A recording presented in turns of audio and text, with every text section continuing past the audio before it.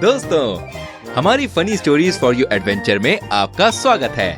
हमें पता है कि आपको हमारी स्टोरी बहुत पसंद आएगी, तो प्लीज वीडियो को लाइक कीजिए, कमेंट करके बताना वीडियो कैसी लगी, और हाँ, सब्सक्राइब करके बेल आइकन दबाना भूलना मत। इससे हमारी सारी कहानियाँ आप तक पहुँचती रहेंगी और आप यूं ही देखते रहेंगे।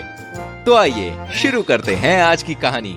राधा, बिरजू और उनका बेटा जय 10 साल बाद अपने गांव भोरमपुर आए थे।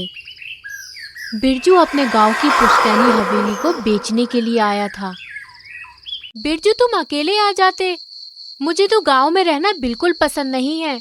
यहाँ जय किसके साथ खेलेगा? अगर उसे कोई नहीं मिला खेलने के लिए तो फिर वो मेरा जीना हराम कर देगा। तुम्हारे तो नखरों से मैं परेशान हूँ। एक हफ्ते की तो बात है यार, थोड़ा एडजस्ट कर लो ना। कौन सा हम हर बार यहाँ आने वाले हैं? अरे वैसे भी हवेली बहुत बड़ी है, जय को यहाँ पर जरूर मजा आएगा। जय हवेली आकर बिल्कुल भी खुश नहीं था। पूरा दिन बोर होता रहता था। मम्मा, मुझे यहाँ नहीं रहना है, चलो यहाँ से। मेरे साथ खेलने के लिए यहाँ कोई नहीं है। कुछ दिनों की बात है, थोड़ा एडजस्ट कर लो। और हाँ, मुझे बार बार परेशान मत किया करो। जय गुस्सा होकर वहाँ से चला जाता है। अरे बेटा, गुस्सा मत करो, सुनो मेरी बात। जय अपने रूम में जाकर दरवाजा बंद कर लेता है। कुछ समय बाद जय के कमरे से हंसने और खेलने की आवाजें आने लगती हैं। तभी बिरजू भी वहाँ आ जाता है। अच्छा, तो तुम्हें इस गांव से जाना है, इसीलिए तुम बच्चे का बहाना कर रही हो। अरे देखो, जय तो कितने अच्छे से खेल रहा है और तुम कहती हो कि यहाँ उसका मन नहीं लग रहा। हाँ, पर अभी तो वो यहाँ से गुस्सा होकर गया था और कह रहा था कि चलो यहाँ से। इस लड़के का तो मुझे समझ ही नहीं आता कुछ। कुछ देर बाद जय खाना खाने के लिए डाइनिंग टेबल पर आता है। राधा जय को खाने के लिए प्लेट लगा कर देती है। मम्मा, मेरी फ्रेंड को भी खाना दो ना। कौन सी फ्रेंड की बात कर रहे हो? यहाँ तो कोई नहीं है। अरे मेरे बाजू में तो बैठी है। जय की फ्रेंड सिर्फ जय को ही दिखाई दे रही थी और किसी को भी नहीं। मेरी आंखें अभी इतनी भी खराब नहीं हुई हैं कि मुझे इतनी पास की चीजें ना दिखाई दे। कोई नहीं बैठा है यहाँ। अगर आप मेरी फ्रेंड को खाना नहीं दोगी तो मैं भी खाना नहीं खाऊंगा। अरे तुम क्यों बच्चे के साथ बहस कर रही हो राधा? एक और प्लेट लगा दो ना। बच्चे ऐसे इमेजिनेशन फ्रेंड्स के साथ खेलते हैं। राधा भी सोचती है कि शायद जय कोई खेल खेल रहा होगा। फिर तो ये रोज का ही हो गया था। जय हमेशा किसी से बातें करता।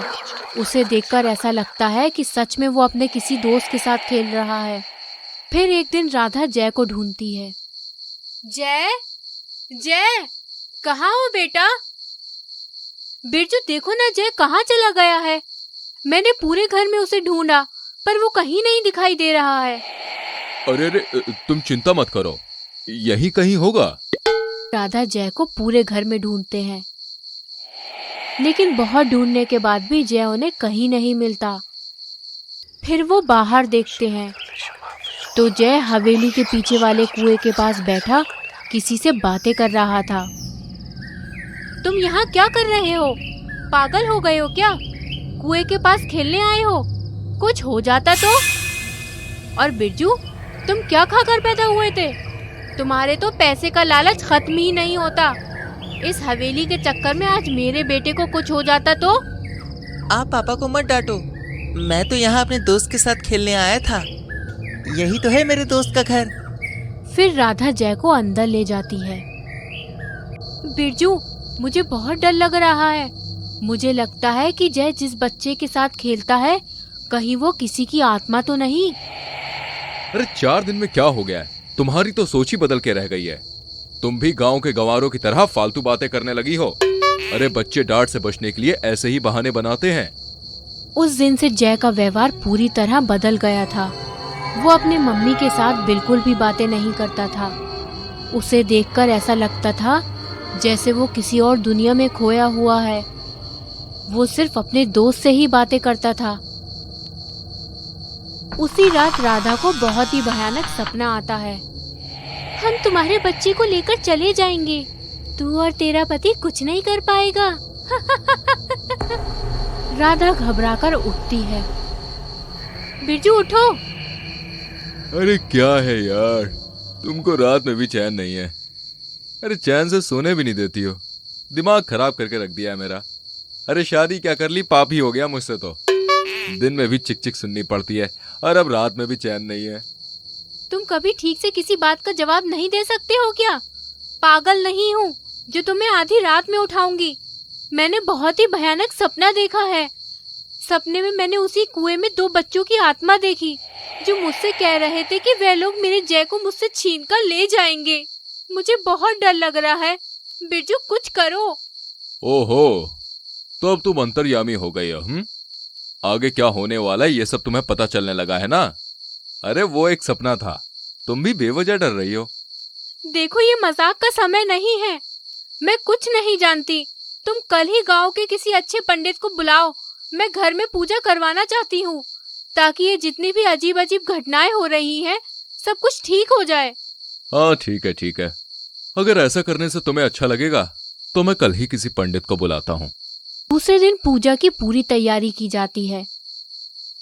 पंडित जी आते हैं और बिरजू और राधा पूजा में बैठते हैं, लेकिन जय पूजा में आने से मना कर देता है।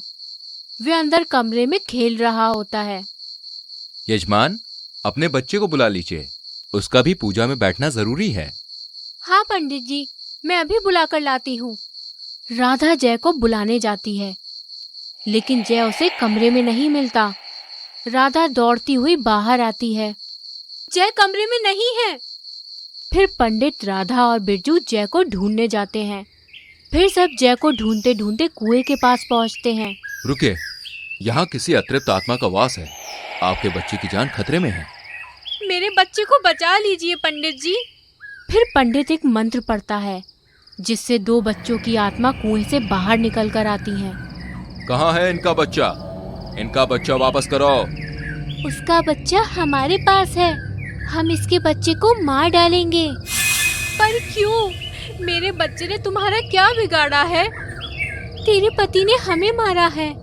हम कोई और नहीं, तेरे पति की बेटियां हैं। हम लड़की थे, इसलिए हमारे पैदा होने के बाद तुम्हारे पति ने हमें इस कुएं में फेंक दिया था। क्या हुआ अगर हम लड़कियां हैं तो क्या हमें जीने का अधिकार नहीं है? हम लड़की हैं तो इसमें हमारी क्या गलती है? क्यों लोग बेटी को जन्म से ही बोझ समझते हैं? तेरे पति ने भी हमें बोझ समझा और हमें मार दिया, इसलिए हम बदला लेने आए हैं। हम तेरे बेटे को मार डालेंगे। बिरजू, ये सब क्या हो रहा है? ये क्या बोल रहे हैं? सच बताओगे? हाँ, मुझे माफ कर दो राधा। मैंने तुमसे एक सच छुपाया था। मैं पहले से ही शादीशुदा था। मैंने जिस लड़की से शादी की थी उस लड़की ने 2 लड़कियों को जन्म दिया था, इसलिए मैंने उन दोनों लड़कियों को मार दिया और उस लड़की को भी छोड़ दिया।